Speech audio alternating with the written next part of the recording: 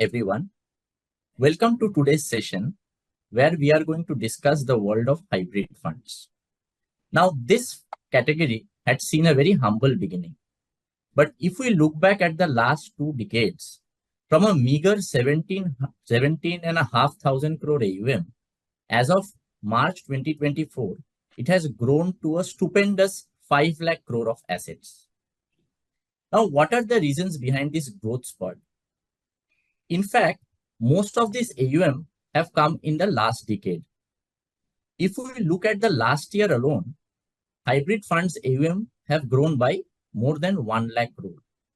While the obvious reason that comes to our mind is that the withdrawal of indexation benefits from the long-term capital gains of debt funds, which has made investors who are looking to invest in non-equity oriented assets to look keenly at hybrid funds.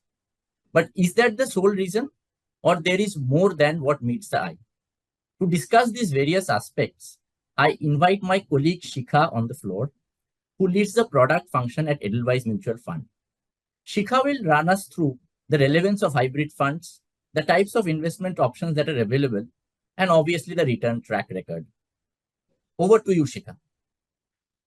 Sure. Thank you very much, Anirban, for that lucid introduction on the category.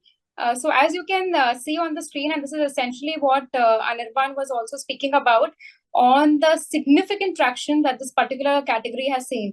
And in fact, just to add to what Anirban was saying, that in the year 2017, there were categorizations introduced or rather changed by or enhanced by SEBI. And after that, hybrid got its own place in categorization. And since then itself, we have seen a lot of traction and investor interest. Of course, taxation is one a very significant reason why in the last 1 year itself, we've seen more than 1 lakh crore of assets being added. And now we have more than 1 crore folios or mutual fund accounts under this category. But what I'd like you to focus from here on, so we've spoken of the taxation piece, which was one of the core reasons, but essentially how this product or how this category is structured is of more essence than just the taxation. So one can even look at this category irrespective of what happened with debt taxation and which led to a growth in this category.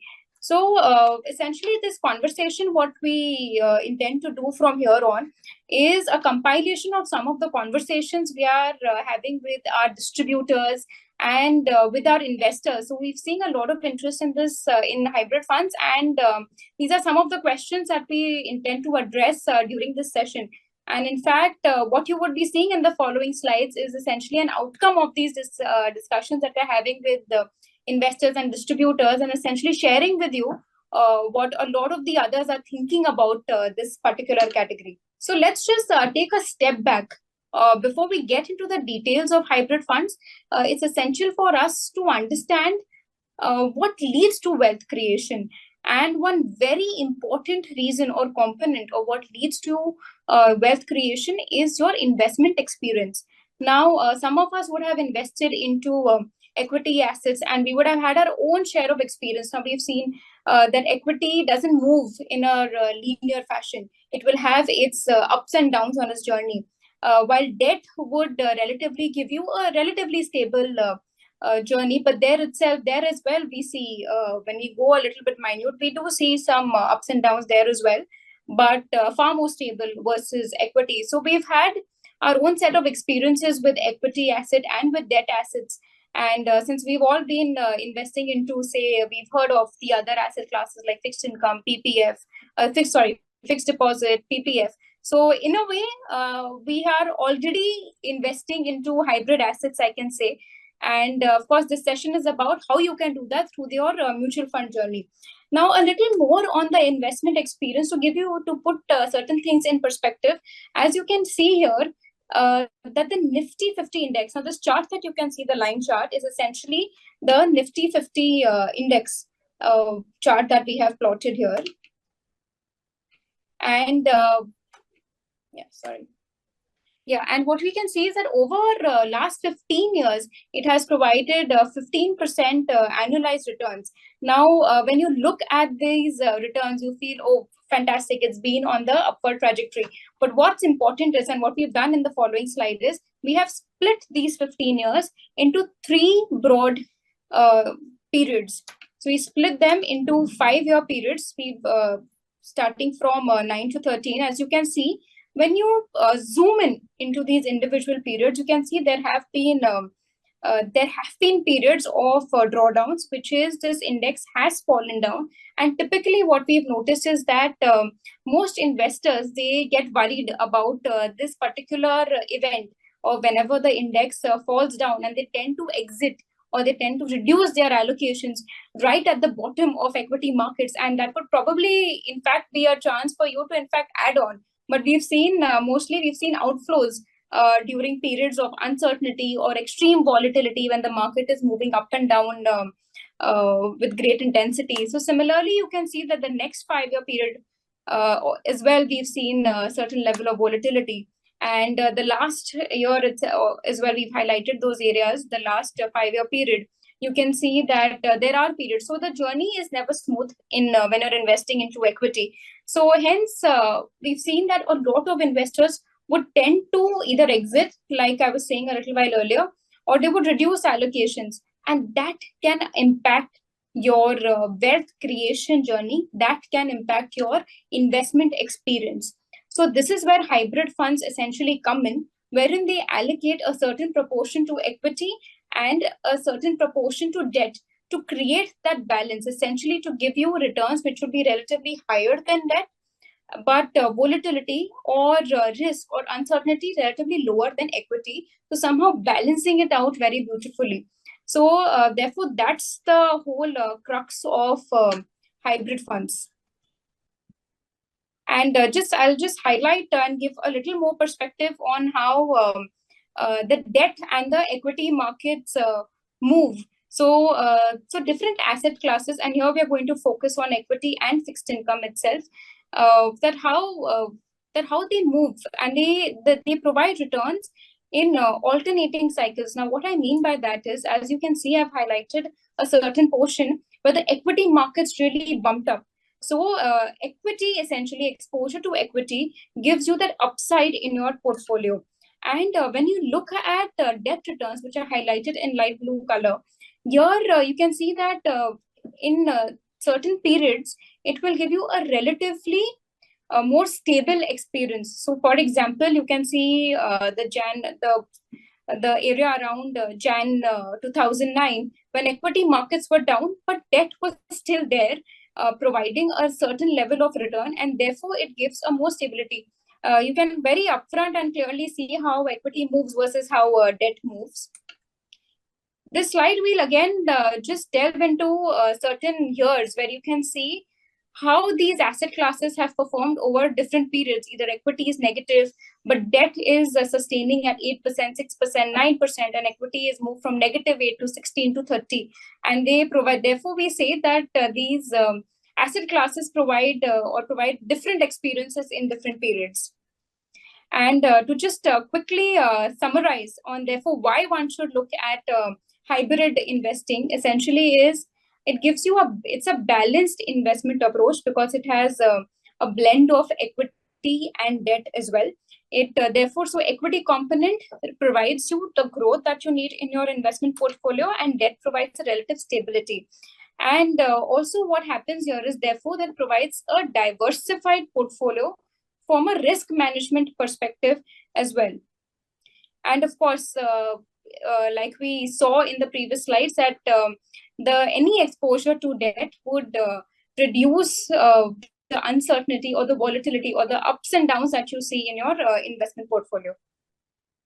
Great, Shikha. I mean, my takeaway from here will be, friends, that if you want to stay invested for a longer term, and if you want to avoid the volatility that is inherent in an equity portfolio, but want some additional returns that is over and above the debt kind of returns, and also want to win over the cyclicality of the equity and debt asset classes, you should come into hybrid funds.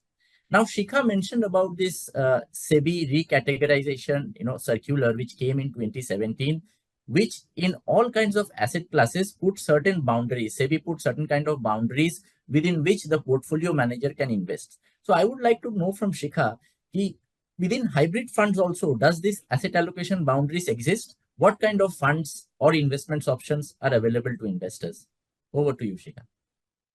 Thanks, Anirban. And yes, a good time to segue into the different types of hybrid funds.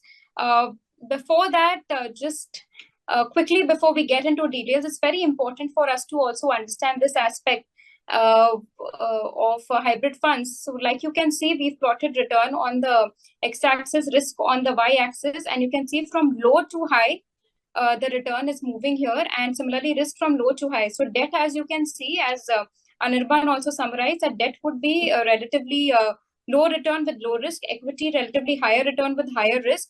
And this is where all hybrid funds are going to fix in, right in the middle. And some of the hybrid funds would have higher exposure to debt.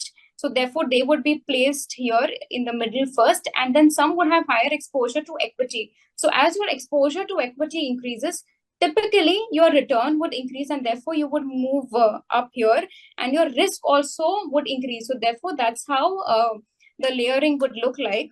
And so having said that, a lot of investors really wonder what is a good allocation for between equity and debt. Do we look at, we've heard of some of these rules like 100 minus the current age should be your equity allocation, or should you look at a 60-40 mix or a 50-50 mix? So hybrid mutual funds are a very interesting, and it makes your life simpler because there are various offerings which provide pre-mixed solutions. So let me just start off with explaining some of these categories and how they work. So if I have to consider now, of course, all of these funds would have certain equity exposure and they would have certain debt exposure. Now, taking the equity exposure as base, we have to start off with, we have the dynamic asset allocation or balanced advantage category. Now here, the reason it has been placed here right at the bottom is because it can play around this equity exposure. Either your equity exposure can be 0% or it can go up to 100% as well.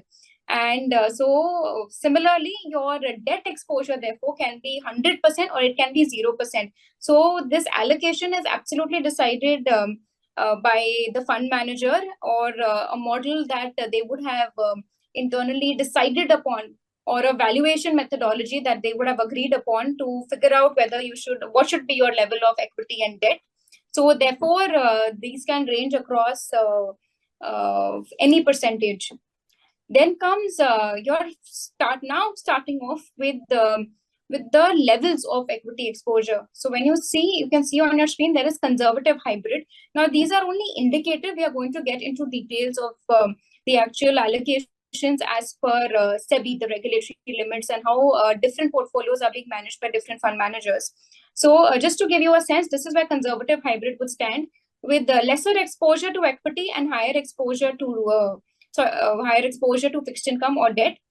Then would be equity savings. So equity savings is very interesting.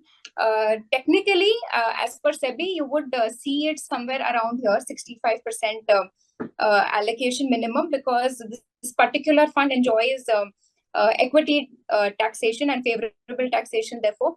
But there are certain arbitrage strategies applied, which you would get into details in the following slides. And that is essentially done to reduce your risk, but to also give you the benefit of equity taxation. Therefore, net, you would see 25 to 30 to 35% is what your net equity exposure is. So therefore, your risk level is relatively lesser. Then there are certain balanced hybrid funds, but we've seen this particular category hasn't really picked up as much, and there are very few funds in the industry that are available. And then there is aggressive hybrid. Now, I wouldn't really want you to go by the name aggressive. The only reason it is called aggressive is because it has higher allocation to equity versus the rest of the categories that you can see right above here. So therefore, it would be around, it caps at 80%, and therefore it is called aggressive hybrid. Now, it is very important for all of us to understand what should be your aim? Now, how do you even decide which particular category you should be invested in? So so we've just put down certain points to summarize broadly of who can look at, with what kind of objective can you look at when you're deciding on your choice for hybrid funds. So conservative hybrid is typically, it aims to preserve capital while earning reasonable stable returns because it has some exposure to equity. Next, equity savings would give you slightly higher returns because it has exposure to stocks, bonds, and arbitrage strategies. So therefore, it gives you a more balanced growth. Next would be your balanced hybrid. This again provides you capital appreciation. It has relatively higher exposure to equity, and it also provides you a stability. It has a well-balanced asset allocation. Aggressive hybrid focuses more on the growth aspect of your portfolio through a majority equity allocation and with some debt for relative stability. And a dynamic asset allocation or balance advantage, as the name goes, it dynamically manages its portfolio and it decides on asset allocation between equity and debt depending on market conditions. So if I'm going to start off with conservative hybrid and spend some time on some of the aspects that one should look at when they're looking at any category of hybrid funds. So starting off with we spoke of the objective. Now this particular fund is about since it has more allocation to debt, regular income for capital preservation, and some exposure to equity for your capital appreciation, that is increasing the value of your portfolio. Now, just focusing on the table above here, this is the asset allocation, and this is the range within which a fund manager is permitted to allocate to equity as a whole.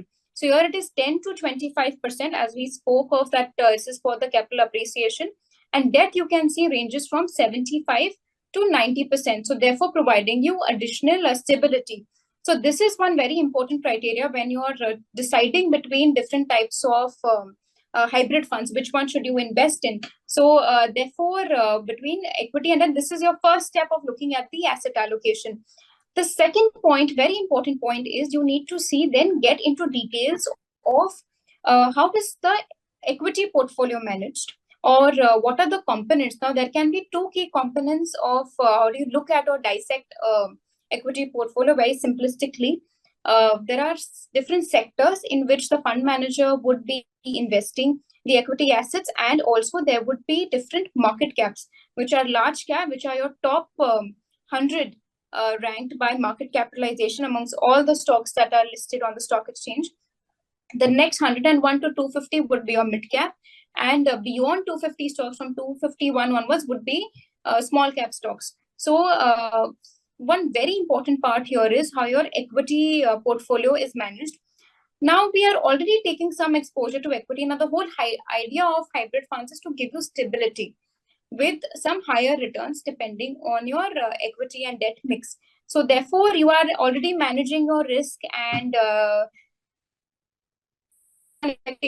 asset allocation level itself. So therefore, it is relatively prudent, and that is how most funds in the industry are also managed, that most of your equity would have exposure to large caps. Now, large caps are known from historical data that they are relatively stable, versus mid and smalls would give you higher returns, but they also come up with higher risk.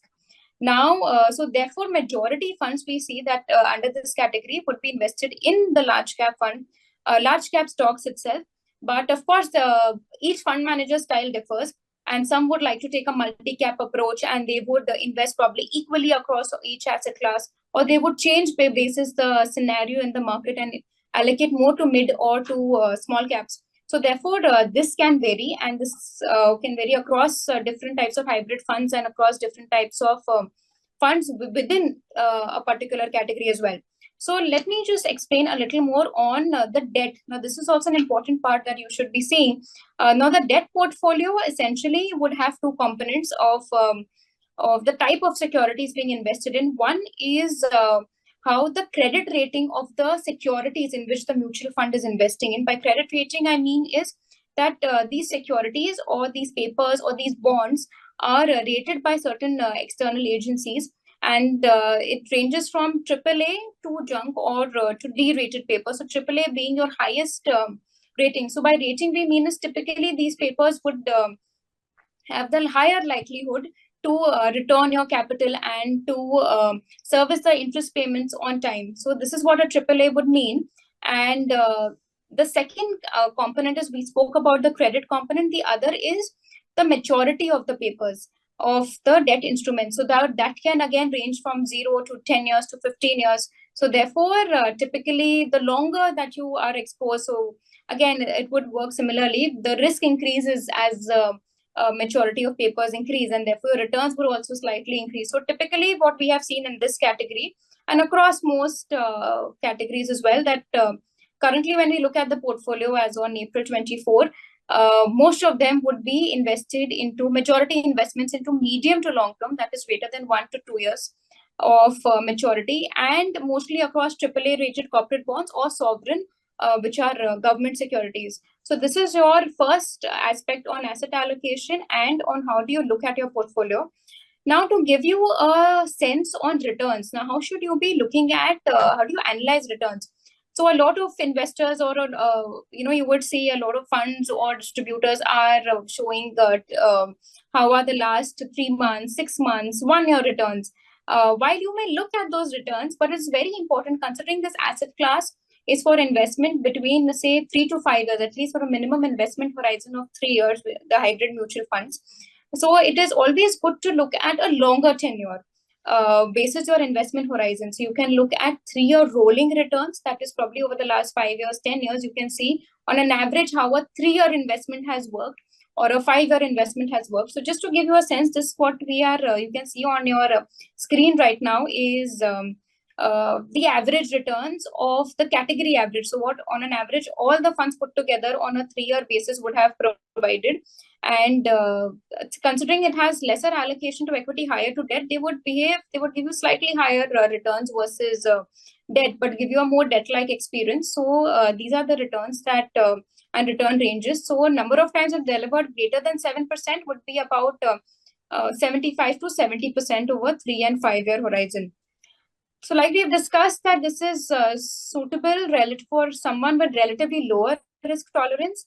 And since it provides steady returns with the minimum volatility and taxation, considering it has higher allocation to debt, it will get added to your, it will be tax basis, it will get added to your income and tax as per your marginal rate of tax or as per your slab rate. Now moving on to equity savings, this category, the asset allocation is between 65 to 90, as we just spoke of in the previous slides. And so here you can see that we have divided it into 2 components, the equity allocation. One allocation is around the gross exposure, which is essentially not hedged, or this is your regular equity exposure that you would get. The other component is about the arbitrage opportunities that we were speaking of. This essentially is taken to give you relative stable returns, but also to give you the equity taxation with a relatively lower level of risk. So the returns of arbitrage strategies are typically in the vicinity of your liquid funds or liquid or debt securities. So this is how the broad allocation would work, and hence we can say that on an average, the exposure to equity would be about 25%, and with debt, therefore, is the balance. About 10 to 35% would be its debt exposure. So while you can see higher equity exposure, by nature, it's going to be about 25 to 35% because of the exposure taken towards arbitrage strategies. Now, this essentially means your equity exposure to a certain extent is hedged, and therefore you get more debt-like returns and at lower risk. You can see the rolling returns are around 7.94 to 7.57%. Again, you can see on your screen that what is the likelihood of getting greater than 7% returns in the past. We discuss it as basically it's an alternative to traditional investment options because it leverages arbitrage for stability and tax efficiency, and it is taxation would be equity-like. Now, balanced hybrid is a relatively new category. And by new category, I mean there are very few funds in this category, and therefore we do not have a very long history, but and it has more of a static allocation. To give you a quick sense, the equity allocation would be between 40 to 60%. and debt again between 40 to 60%. So therefore, between 40 to 60, it can range between any of these numbers. And so therefore, it is more suitable for someone who's looking for balanced growth and income with a predetermined mix of equity and debt. And this is again added to your income and tax slab rate, considering because for equity taxation, you need minimum 65% of equity exposure. Now, the next two categories are where we are seeing the most traction and the most interest, which is this one is the aggressive hybrid category, and it has majority equity allocation. This is about 65 to 80% of allocation into equity. So what this means is every time your equity exposure would go beyond 80%, the fund manager would book those profits and get it back at 80%. So more of an auto allocation that works in this category. And this category, again, so there is a multi-cap approach in its allocation. So, but mostly you would see about 50% of the equity allocation would be in large caps, with balance in mid and small. But again, we have to be aware that this can vary across different types of funds. But a majority, this is what we are seeing. Debt would always be, or most likely we've noticed that they would be relatively high quality is what they would look at. And majority investment would be in AAA rated corporate bonds or in sovereign. Its returns are definitely going to be higher, owing to its higher exposure to equity. This again, rolling returns. I'd like to remind again that it's very important to look at consistency and longer term performance for any fund that you are analyzing. So suitability is definitely for higher potential returns with larger equity allocation. So this is one particular fund which can be looked at somebody who is new to investing, or somebody who has been in the industry and been investing for a very long time as well, because it gives you a good experience in terms of a relatively good experience in among the hybrid fund categories. Considering it has higher than 65% allocation to equity, this would again have equity taxation. By equity taxation, I mean if you stay invested for up to 1 year, it would be 15%, and beyond 1 year, the taxation would be 10% on the capital gains. Now, this particular category is, I'm sure a lot of us are aware, and it's gained a lot of traction in the recent past. Now, the main reason is that it can navigate between 0 to 100% for equity, and even 0 to 100 for debt as well. So therefore, what typically happens here is each fund house would have its own internal model to decide, say, equities are looking good. So therefore, should we increase allocation or should we reduce allocations? Typically, most fund houses, what they do is that there would be, if the valuations are looking very high basis their internal models, they would consider reducing allocation. And when the valuations are lower, they would tend to increase allocation. But there are certain fund houses, for example, like Edelweiss, we have a slightly different view or a way of evaluating, because what can happen is if the market is at a high valuation relative to the past, there is every chance that the market can continue to rise. So what would happen in this environment when the market is continuously looking at a particular trend, that it would continue to rise, and say a particular model says that no, basis past valuation, you need to cut off equity here, you tend to lose out on this upward rally. So therefore, your returns would then become suboptimal. Similarly, if you're going down, so say as per previous, the traditional models, if they consider that, it's gone down and it's at a real low level, so probably we should increase allocation now to equity. But what if it's on a downward trend? So therefore, probably it would have been a better idea to cut allocations at those levels. So therefore, that's the broad difference into the types of models that are available. So therefore, they decide basis of equity and debt. And within equity and debt, of course, it's the fund manager who is then deciding what kind of equity and debt securities to invest in. Now, these have been typically its returns over the longer periods. Since it gives relatively lower versus an equity, since it has a debt allocation, and therefore, but slightly higher than debt because of its higher equity allocation. This again has 65% minimum investment.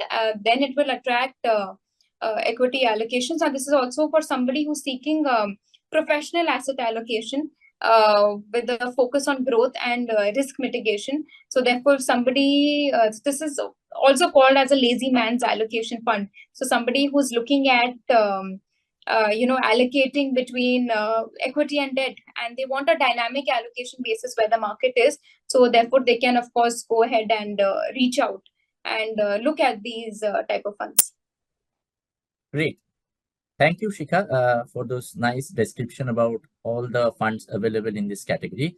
Now, friends, if you remember, while running us through the different, funds, Shikha just mentioned that the balanced hybrid category has not flourished.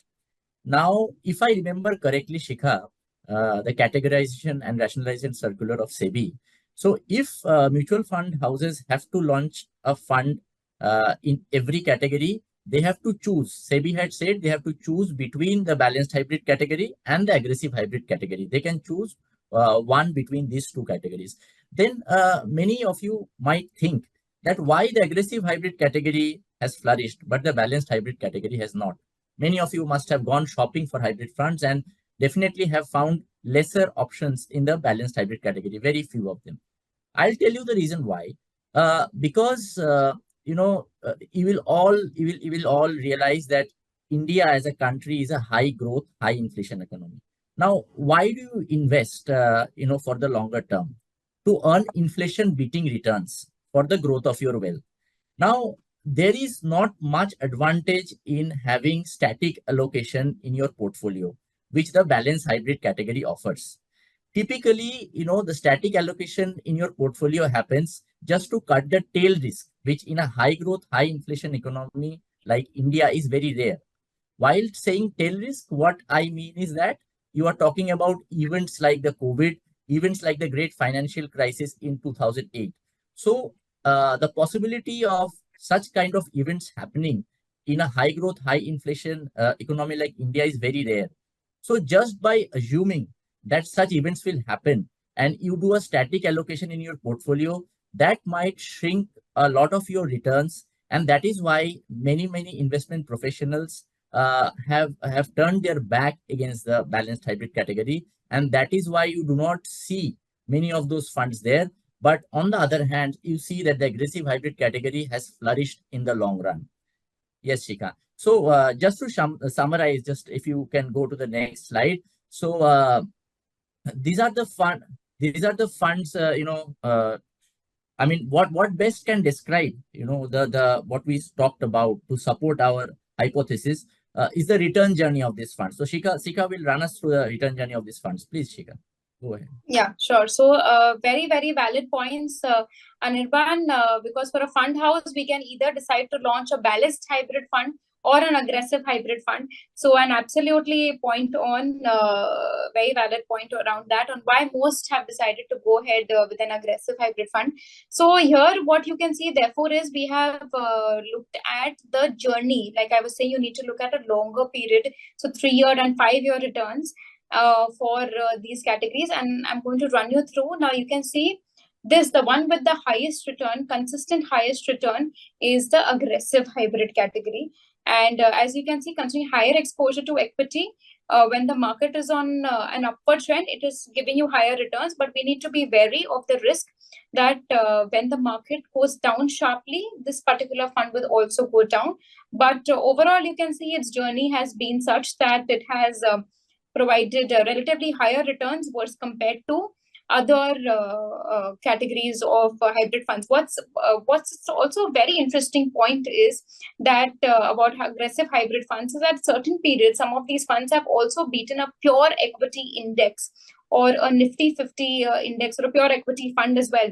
So you can imagine this particular fund has allocation to equity up to 80% and balance into a debt. Despite that, it has beaten this particular index because it is able to balance and give you that kind of stability and better returns versus a pure equity proposition as well. So you can see followed by, we then have the balanced advantage fund in terms of return. And then that is followed by the equity savings funds and conservative hybrid funds. So this is just proof of the pudding what we've discussed so far. This is again a 5-year return journey that you can see. It is much more clear that with a higher debt allocation, the conservative hybrid fund would give you stabler returns, but it would give you lower returns. And then next would be equity savings, then balanced advantage, and then would be your aggressive hybrid returns. So just to summarize all of these categories which Shikha spoke about and showcased the return journey also. So basically, you see conservative hybrid, balanced hybrid, aggressive hybrid, where the conservative hybrid has debt oriented investments mostly, which fetches you marginal, lowers your risk and fetches you marginal tax. Then there is balanced hybrid, where typically fund houses who have launched the balanced hybrid have allocation between debt and equity 50-50%. Then you have aggressive hybrid, where you can enjoy superior equity taxation because investments into equity asset class is minimum 65 and above. And then there is the balanced advantage or equity savings category, where the investments into asset classes can fluctuate, and typically the portfolio manager uses arbitrage to hedge equity risk, however maintaining equity taxation in the portfolio, where the gross equity allocation is typically 65% and above. So we will stop here. We hope that we have been able to give you a sneak peek into why hybrid funds are important for you, what are the funds available to you, how is the return journey, and we'll stop here. We'll open the floor for questions. Please send us your questions. While we wait to receive your questions, of course, we'll answer them. I will pose a question. My first question to Shikha, what comes to my mind is that how an investor should go about selecting a hybrid fund when there are so many categories available, when the asset mix is so dynamic. How should an investor go about selecting one of these funds? Sure, Anirban. So, very valid point, and it also would help me summarize what we've discussed also so far. Essentially, the very first step when you look at hybrid is that you have to decide on the category. That category would essentially mean what is your, in general, how is your experience, or how is your, what is your risk appetite, and what is the return like you are looking for? Where are you in your investment journey? And so therefore you have to first decide, basis what you can see on your screen also right now, your equity and debt. There are various funds available. So step one is to decide the category that you would be interested in. Step two is then to look at how the equity portfolio and how the debt portfolio is being managed. Now, here I would also like to highlight some of the risk that can be possible. Now, we've spoken all nice things about hybrid funds, but what's also important is you have to be wary of the risk. So therefore, it's very important for you to look at how the equity and the debt components are invested in to the respective securities. So equity, if it's taking higher exposure to mid and small caps, that means your risk is therefore going up. So therefore, basis your risk appetite, there is every possibility that you may not be comfortable with that level of higher risk. So you look at, from that perspective, you can look at your large cap, mid cap, and small cap allocation. All these are available through fact sheets also of all mutual fund houses that are published, or through some aggregators that you can view online. And so therefore, that is one important component. Also, you can probably see another cut into equity of whether it has very high exposure to a particular sector, say very high exposure to financials, or very high exposure to pharma, or to technology, or to any other, or to energy materials. So therefore, what would happen is then this fund would become a higher risk fund and being exposed to that particular sector. So this component under equity is very important to be seen. The other component is the under debt. You should then look at the debt portfolio. Debt portfolio, like we discussed, there are essentially two areas. One is the area around the credit risk of the securities in which the fund manager would be invested into within the debt portfolio, which is your debt, whether what is the level of risk. So there would be certain AAA papers, which is highest. There would be AA papers. Is there anything that is going below? And what is the proportion? So is it higher proportion towards AAA or higher proportion towards AA? So that is something that you should see. Sovereign, of course, is equivalent to AAA because it's a government securities. And the second portion is that for all of these, are they taking exposure to probably lower maturity, or they're taking to very high maturity? So your risk also increases when you are investing into very high maturity papers, because what happens is, if we are right now in a higher interest rate environment, and and if we are going towards a lower interest rate environment, then being invested into medium or longer term duration would help, because that is how the nature of the debt product or debt paper works, versus if you were in the other way. So you can imagine that if you're in a lower interest rate environment and the interest rates are supposed to go up, and if you have very high exposure to longer maturity debt papers, then that can get risky for you. So the higher the maturity, the higher the level of risk or the sensitivity of your debt portfolio to any interest rate changes in the environment. So therefore, that is another component that you have seen. So we spoke of, first, you have to decide the category. The second, within the category, you have to see how the equity portfolio is working, how the equity portfolio is split across various types of market caps or sectors, and your debt, how is your debt portfolio split basis your credit rating and basis the maturity. The third component that is important for you to see is the consistency of past returns. That can be probably one indicator. Of course, we say that past returns are really not an indicator of future returns, but that also means you shouldn't fall into any sort of trap of recent 1 month, 3 months, 6 months returns, because this product, hybrid fund, since it has higher exposure to equity, and especially for the ones which have even higher exposure to equity, you should look at longer term, which is 3-year, 5-year rolling returns over the last couple of years. So I would say these are the three key parameters that you should look at when you're looking at hybrid funds.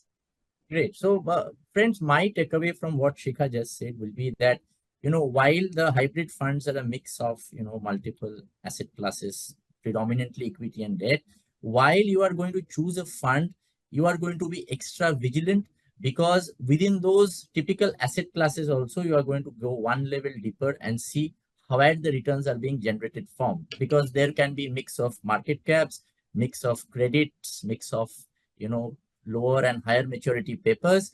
And it is not plain vanilla if you just see the returns and, kind of come to a conclusion that probably this fund has a higher return, this fund has a lower return, so that fund is better, this fund is, not good. Because at the end of the day, the reason that you go into hybrid funds for is you are typically looking at a lower, risk profile. So from that, the obvious question that comes to my mind, and of course, one of our investors have also asked this question, that we are continuously harping on the fact that the hybrid funds have a lower risk profile compared to typical equity, asset equity funds, equity oriented funds. So does that mean that Shikha, it typically suits particular investor profile? I mean, probably the younger generation who have a longer investment horizon in front of them. Is it suited for them, or is it suited for the people who are getting, aged and older and have retired probably? Can you throw some light on that? Sure. So a very valid question, and thank you for that question, whoever has asked it. So essentially, this particular category can be for any type of investor. And let me tell you that it really depends on where you are, like I was saying, in your investment journey. And so whether you are a first time investor, or I would even say somebody who is in their retirement phase, so even they can consider investing. So typically what happens is, when you're starting off, you have to look at your risk appetite. Are you just testing waters here? Are you testing your experience into the equity markets? Then you would probably look at something like an equity savings product or a conservative hybrid product, which has relatively lesser risk. Or, you want to go all out and you have that risk, but you still want to be a little careful. So then you would go for an aggressive hybrid or a balanced or a dynamic advantage fund. So therefore, it really depends on your risk appetite, whether irrespective of technically whatever is your age. So and also depends on what level of wealth have you generated, because are you okay with early on in your life and you haven't really accumulated much to take that additional risk? So just why a lot of people would then prefer, no, let me just look at equity mutual funds. Why should I look at hybrid? So it really depends on your risk return. What kind of a risk return ratio are you comfortable with? And one very important part I would also like to highlight here of how this particular fund can be even used by some of our clients is, if you can see on your screen, a very important parameter, since Anirban, you spoke of different types of investors. One important aspect also comes in of how a lot of investors and distributors are looking at hybrid funds is that you can probably consider this product for an SWP proposition also. Now, what do I mean by SWP? It is a systematic withdrawal plan. So think of your investment journey before your retirement. So you can either decide on investing lump sum, which is you decide you want to invest 20,000 today, you invest 1 lakh in the next month, you again invest 30,000 in the month to follow. Or you can look at an SIP, which is systematic investment plan. So you would month on month invest either a 5,000 or 1,000 or 10,000, 20,000 into a particular fund or different types of funds. So what happens is up to a period, say up to your retirement, then you would have a certain accumulated corpus. And then you would just want to enjoy this corpus. So you would take a decision, again, basis on your risk appetite, that probably what I can do is this accumulated corpus because I don't have any other source of income. So let this corpus also earn some money. And I would also like to withdraw from this corpus for my regular needs. So that is called a systematic withdrawal plan. So you have an investment plan, which is essentially sowing seeds of investments, and then you harvest these through an SWP or systematic withdrawal plan. And what happens really is, if you want to transfer your accumulated corpus into a fixed income kind of a proposition, because you say, no, I don't want to take any risk. But I'll be very honest here, you probably would be taking some risk if your full portfolio is exposed only to fixed income, because typically fixed income, it may not even beat inflation. So if you're invested just in fixed income, your portfolio value can even be dropping on, when you consider the inflation adjusted impact. So therefore, what we also notice is that a lot of investors are then considering hybrid funds because they are not as risky as equity funds, but they do give you certain capital appreciation. So say, for example, your portfolio would continue to grow at a higher rate, and say you have a 4% withdrawal rate. You just need to ensure that your portfolio is technically increasing at a higher rate versus your withdrawal rate, and that would do wonderfully for you, because then your accumulated corpus is also earning money for you, and you wouldn't have as much worry that, oh, my corpus is going to get depleted, or that now my corpus is not going to even beat inflation. So therefore, hybrid plans or hybrid mutual funds are a very interesting proposition for looking at from a systematic withdrawal perspective also. That is, you have an accumulated corpus of investments, you transfer that into a hybrid mutual fund, and then you let the hybrid mutual fund grow. And on a systematic basis, you decide the amount that you want. And then on a monthly basis, that amount would keep hitting your bank account. So you can take care of your expenses, and the rest of the amount would keep growing in the hybrid mutual fund. So while this I spoke for retirement, it is not really just for retirement. You can even decide, say, after say in probably you have your child's tuition fee or education fee coming in after 1 year, or after 2 years, or after 3 years. So you can also take that call that, you would want certain extra expenses for your child. And at that point in time also, as per your goal, you can start off your systematic withdrawal plan from your accumulated corpus. Great. Moving on to the next question, many of our investor friends are very keen to know about equity savings actually. So we have received a question that can we call equity savings as a kind of aggressive category, or is it like dynamic?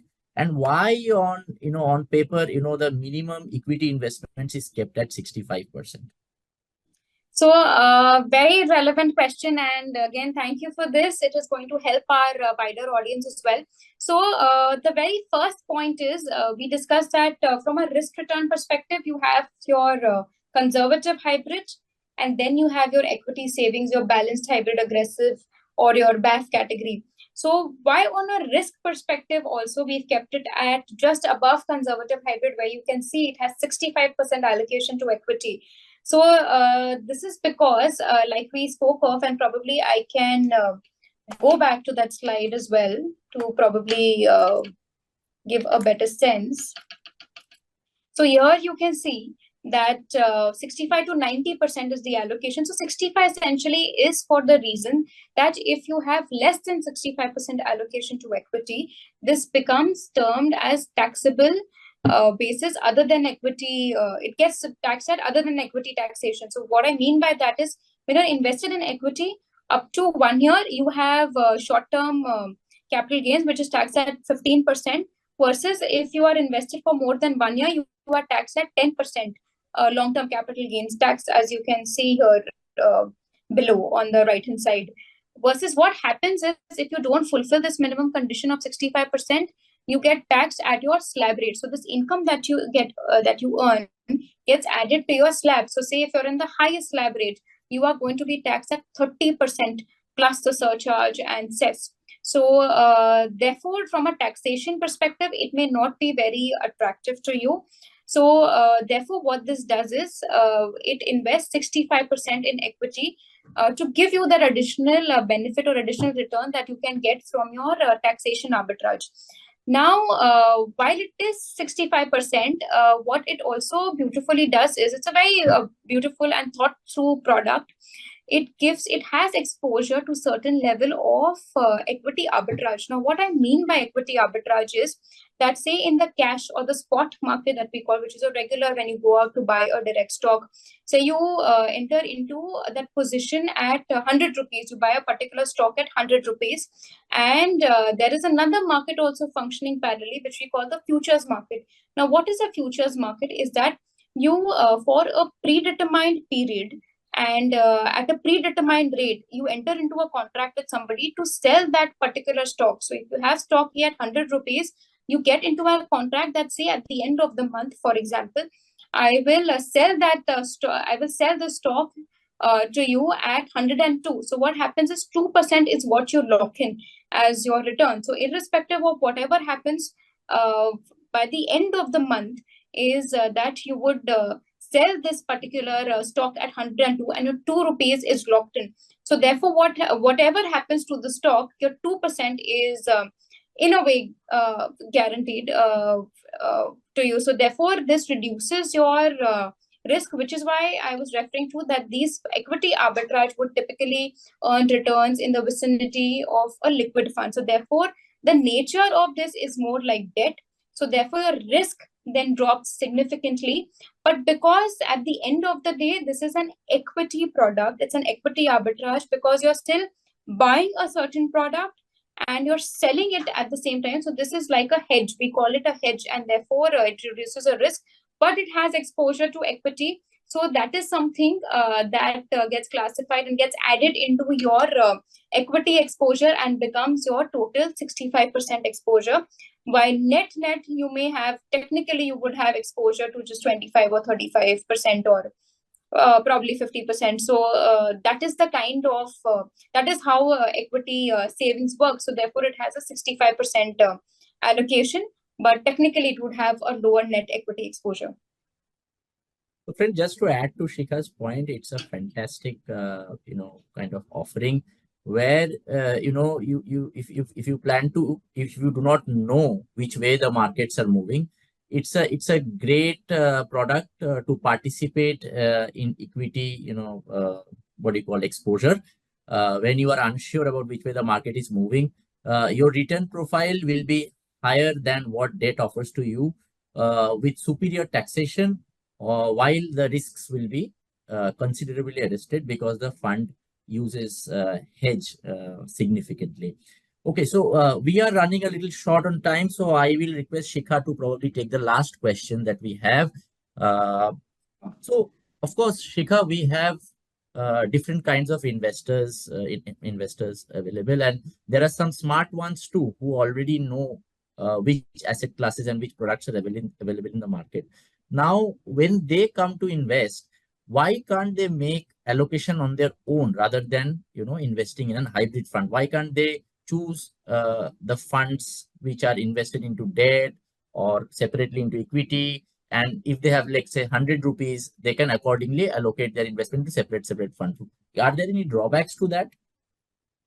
So again, very pertinent, and I'm sure a lot of investors and in general, even people who are not aware of hybrid, they would be struggling on to decide whether you want to invest in an equity product, how much to invest in equity, how much to invest in debt. So therefore, when we started off the presentation, we said that therefore hybrid is a very efficient solution for you, that wherein there are different types of categories, and then based on your risk return appetite, you probably can pick the category of your choice, and then you leave it to the fund manager to manage and decide where to invest your proceeds and your hard-earned money.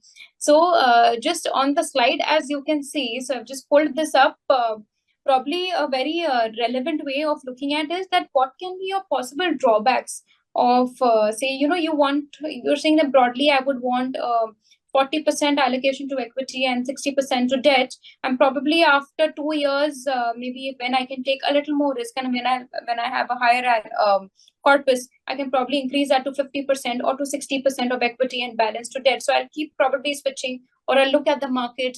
So one key area is, how do you even decide on time on what can be? So today you are saying it should be 40%. Tomorrow, you say that no, maybe it should be 50%. So nobody can really time on what can be the levels. So therefore, rather go for somebody who's experienced in this field, so who can decide for you, for example, in a balanced advantage fund, wherein basis the valuations where the market is moving, and basis some internal models, the fund manager would decide how much to allocate to equity or how much to allocate to debt. So might as well you leave that particular job to an experienced professional who has been doing it for so many years. So one drawback can also be just this, that, and or suppose you've decided into an allocation of say 65 to 80% would be allocated to equity. So in a when a market is running up, say your equity allocation then becomes from 70% when you started off to 90%. So then you have very high exposure to equity. So say this happens in 6 months or 1 year, so then you would be in a jittery and struggle to probably rebalance, and you would sell all of your stocks or your equity mutual funds, and then start incurring those taxation as well. So this is a very important point, that firstly you would have to get into all of those costs involved in doing those transactions, and that every time you sell, there's obviously a taxation element, whether short term or long term, that would come in, or it would get taxed at your slab rates, if you are exposed to debt.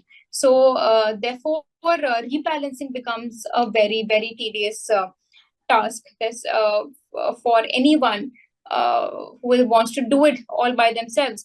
A very important aspect here is also from a tax perspective, like when a mutual fund is doing this reallocation in any of the funds between equity and debt, they do not incur this capital gains tax, and they do it very swiftly, and therefore it's a more tax efficient option when you give the money to a mutual fund house, and they would be managing and doing this reallocation for you. So instead of you basically, if you have to do it all by yourself, there would be additional cost, there would be additional taxation impact. So that gets mitigated when you pass on that patent to a professional. And of course, you are also self reallocation. You are obviously subject to a lot of emotional angle as well. You will let your emotions get into the way of, say, if you decided a certain allocation, you would say, no, if the market is going up, let it run up. And if, when the fall really happens, then you would feel the pinch of it. So therefore, there are a couple of these reasons that you can see on your screen as well. Which is why a lot of investors and distributors then prefer that anytime you want to rebalance between equity and debt allocation, might as well invest into a hybrid mutual fund. Great. So, friends, do stay away from behavioral biases, and avoid transaction cost by any means through regular churning. Hybrid funds are definitely, if we could explain in the last 1 hour, a very efficient way to allocate your assets into multiple asset classes. Thank you, Shikha, for giving us these insights. We are short on time. We have already gone past the time. If you friends have many further questions, please feel free to post it. We'll make our best efforts to answer them. Thank you for taking out time to attend this session. Shikha, thank you for your insights once again. Thank you. Thank you, Anirban, and thank you everyone for joining in.